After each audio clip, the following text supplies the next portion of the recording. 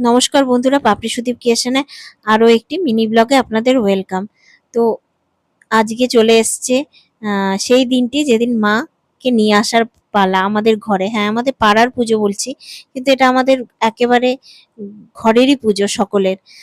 এতটাই আমাদের মানে আন্তরিকভাবে জড়িত আমরা মা দুর্গা বা পাড়ার পুজোর সাথে। যাই হোক, আমরা কিছু কারণবশত যেতে পারিনি মহিলারা, যেহেতু ছোট বাচ্চা সকলেরই আছে। যাবার অনেকেরই ইচ্ছে ছিল, কিন্তু অনেক রাতে যাওয়া হয়েছিল। সব বাচ্চারা অতটা পারবে না, তাই আমাদের যাওয়া হয়নি। ছেলেরা গেছিল, আমার হাজবেন্ড সব ভিডিও করে নিয়ে এসছে। ভাবলাম আধকাচা মাটিতে তো দেখিয়েছি যাও, যখন গেছিলাম বায়না করতে ঠাকুর, এবার রং করার পর কেমন হয়েছে একটু দেখাই। কত গণেশ সারিবদ্ধ মা দুর্গা, প্রচুর, মানে এইবারে দেখুন চলে এসছে মা আমাদের বেদিতেও বসে গেছে।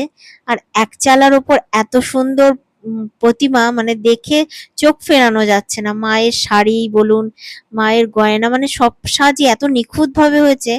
মানে কেমন লাগলো অবশ্যই আপনারাও জানাবেন। প্যান্ডেলের কিছু কাজকর্ম বাকি আছে, অনেক অনেকটাই হয়ে এসেছে, তবে ফিনিশিং কিছু বাকি আছে। প্যান্ডেলের কমপ্লিট হয়ে গেলে সেগুলো অবশ্যই শেয়ার করব। আর নিয়মিত আমি ব্লগ দিতে পারছি না, তার জন্য ক্ষমা চেয়ে নিচ্ছি। কারণ বলেই দিলাম যে পুজোর কাজে ব্যস্ত হয়ে পড়ি, তবে এখন থেকে চেষ্টা করব দেবার। আর ভালো লাগলে লাইক শেয়ার সাবস্ক্রাইব করে পাশে থাকবেন।